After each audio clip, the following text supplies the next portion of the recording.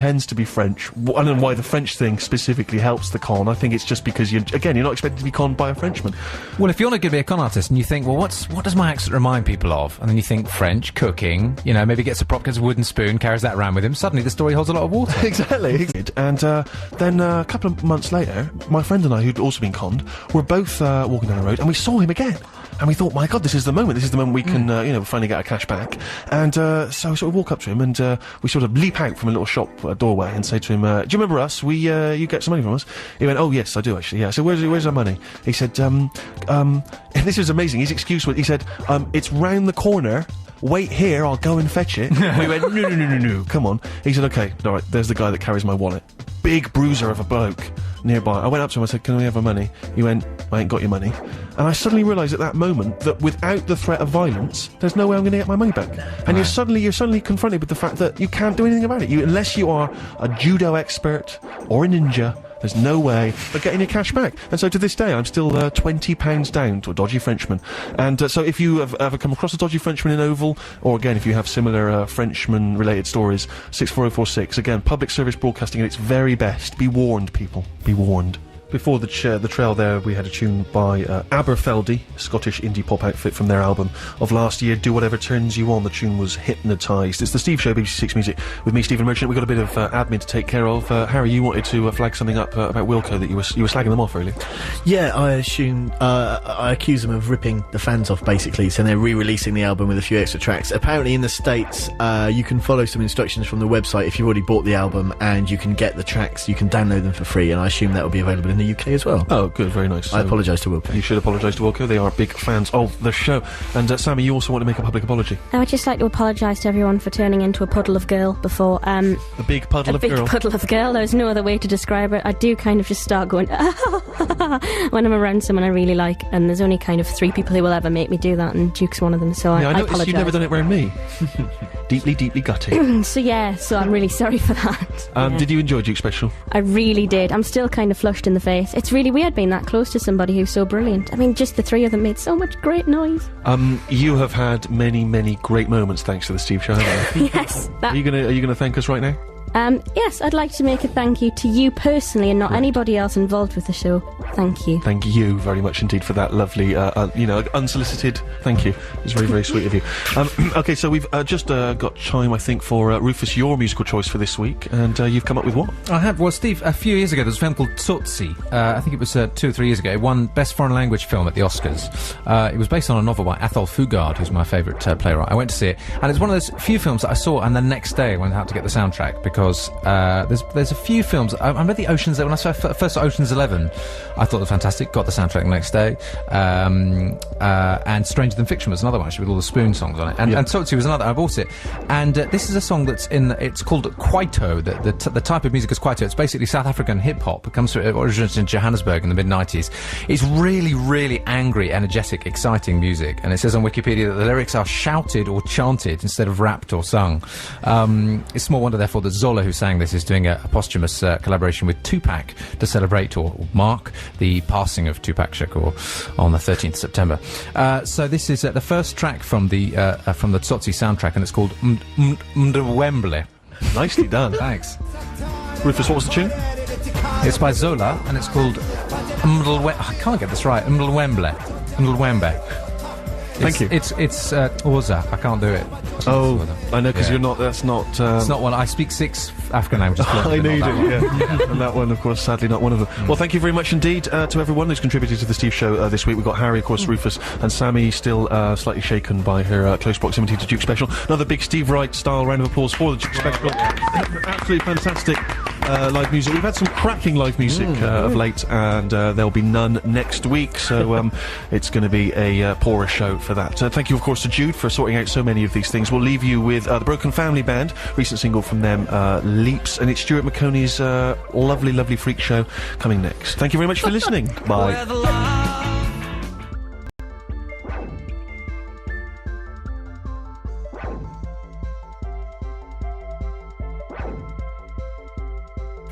From 1982, Rip It Up, Orange Juice, with Edwyn Collins, of course, who's better now, having had, I think, some kind of brain emerism or whatever. Aneurysm? Emerism? What's an emerism? Hemorrhage. A hemorrhage. It's alright, we can cut this bit out, because, people, we are pre-recorded. We're not here live in the studio. Do not email or text. If you hear a competition winner, they are fake. And, so you should be rightly appalled, and you instantly must write to the Daily Mail and try and bring down the BBC, despite the fact that it's a vital part of the British cultural life. But no, apparently we should just keep laying into it, not give them enough money, and just constantly slam this brilliant Ruthian.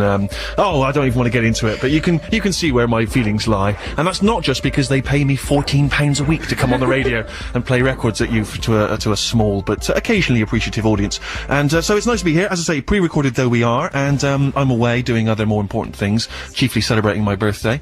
I'm not going to tell you where, because it's not that exciting, and I was hoping that you would think it was glamorous and cool. I am joined, as I occasionally am, by my gang of ne'er-do-wells. We've got Super Posh Rufus, certainly one of the most popular, according to Facebook, of the Steve Show contributors. Rufus, nice to have you. Nice to be here, Steve, and nice for you to bring up the Facebook thing. It's something I hardly ever think about and never bring up myself. Sure, but how many members? The last count, 7,000... no, about 310 or something 310, like that. Yeah. And this is, we should just point out, you did not set this Facebook page up yourself. It is a fan site. It's a site set up by an individual fan, an obsessive fan. Sure, terrifying obsessive fan. Yeah, who knows the number of teeth I have, the number of hairs I have, knows everything about me, all my middle names as well. I've got loads of those. Have you? You can imagine, several. Brilliant. Almeric is one of them. Isn't that what, is that what Edwyn Collins had? A brain Almeric. I couldn't remember. And, wow, this is great. So I didn't, there's a whole new, world we hadn't even explored in your middle names. Yeah. So, yes, we've got, Super Posh Rufus. Now, a lot of, female listeners are listening saying, well, you know, I can't bear this laddish banter. I need to be introduced to new music through the prism of perhaps a female mind. Don't worry, ladies. Sammy's here. She's from the north. Don't let that put you off. She knows about her, onions and her music. Hello, Sammy. Hello. All right, how are you? I'll be honest, listeners, I know very little about onions. Do you? Almost nothing. I can assure you, I know, because you're a man I've always believed knows something about everything. That's very much. I think when I first came on the show, I was kind of like a Steve Wright character, the guy who knew quite. You got me kind of answering questions about how to cook chard and stuff. And Do you remember had that? an answer, which was I did. extraordinary. I did. I'm a dilettante. I'm a polymath and a Renaissance man. I know quite a lot, quite a little about quite a lot. Yes. Onions? Spanish onions, white onions, banana shallots. You're just naming onions. That's all I'm doing. I'm just naming some onions. Do you know your onions? Yes. You do, clearly. Yes. We've proven that. Yeah. I once heard that a good way to cut onions to prevent eye-watering, and a lot of people that I think are going to be hanging on my every word here, is to cut them underwater. Yes. Now, I actually tried that. Very difficult to do, because then you've got lots of bit of onion floating around in water. Can you elaborate on that idea, Rufus? Well, you seem to know your onions. I think it comes from the the swimming pool kitchen idea of actually submerging a whole kitchen Right. in a swimming pool and then doing everything underwater. Is that a popular idea? I've not heard it before. It didn't go down in the 70s, along with the kind of chicken brick and so on. They started off with it, but it never really went anywhere. The chicken brick? Don't you remember the chicken brick? No. The chicken brick, I think Terence Conran's Habitat started the chicken brick. It was a kind of terracotta shape. You cooked a chicken in it, but the problem was when you washed it in fairy liquid, the fairy liquid stayed in it, and when you cooked it again and washed it again, bubbles would emerge from the terracotta. See, this is what I mean. A man who knows a little bit about lots of things. The chicken brick, for instance, one thing many people would have no idea about. And if you like your muso to be very, very tiny indeed, then Dan's your man, providing the music you like is Tweedly jazz and soul funk. Indeed, but 29 Facebook fans and counting, Steve. Woo! And that's in 2 weeks, so that's about 2 a day out of the 4 billion Facebook members that there are. It's not bad. That's some sweet, sweet action. Sammy, how are you doing on Facebook? I'm not quite sure. I'd like to point out that my dad is one of them, and not at my own behest. Oh, he He appeared on there, and I didn't even know he had a Facebook account, so that's exciting. Yeah. Who knows what else he's looking up on the web? Oh, I dread to think. How to build a shed. He's got. He'll be straight there to see if the chicken brick is still available. He's got plans from the internet on how to build small caravans, though he ripped them up and made his own. And he's also got how to find land and then keep it. how to find land and keep it. If there's ever a reason to get that man on the show, it's because of that. I hope it's not sort of, get together a kind of fascist party, get to power, and start marching across. I'm hoping that. I don't know. I don't know your father, but I wouldn't put it past him. Okay, so I do put it. Of course, he would never do that. I don't know. We can cut this back. Don't worry. So yes, I wanted to play obviously new music. It's all about introducing you, the listener, to new music. And of course, what's the rule on this show, Dan?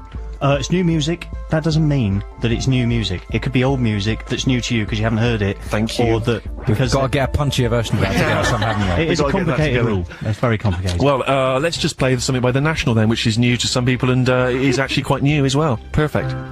Opening track from their current album, Boxer. That's Brooklyn-based indie rockers, The National and Fake Empire. It's the Steve Show, BBC Six Music, with me, Stephen Merchant, live on tape. We are not in the studio. Please do not email or text. And actually, it's odd because just before I came on today, we're recording this on Monday, for completists, for Steve Show completists, and I just saw Steve Wright as I came in. And Steve Wright, who is a lovely, lovely man. I like Steve Wright a lot. Sometimes he can look like a ghost, like a strange, dark ghost wandering the halls of the BBC. And I said, Steve, how's it going? And he said, oh, it's fine, I'm feeling a bit tired.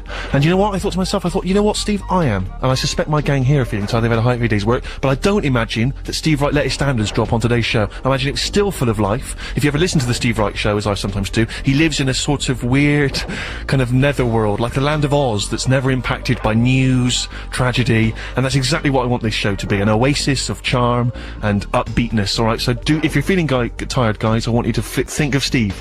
Alright? Steve right there. A man who I think may be living in his car. I'm not entirely sure. Certainly a guy who seems to spend far too much time here. But no, he does not let that impact on air, alright? He's up, he's talking, he's got a factoid for you. It might be about the chicken brick tomorrow, who knows?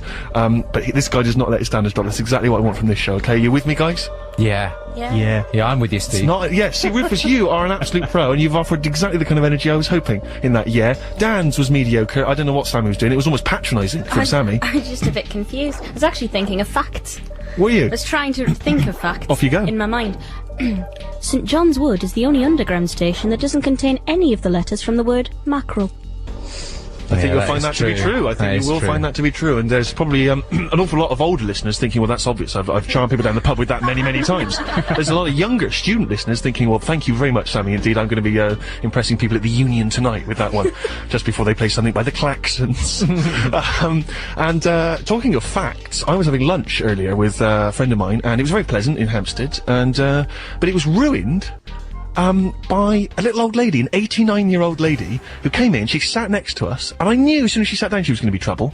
And very, very sweet and charming, but just kept chipping in the whole time. I'm trying to have a conversation, and I was chatting at one point about films in a very in-depth way, I have to say, with my friend, very profound. And she pipes up. She just suddenly leans across. She just says, "Yes, my ears are very good for my age." We went, "Oh yeah." She went, "I was just hearing you talking about films there." Chaplin. She just piped Chaplin, and we went, right, yes. She went, have you heard of him?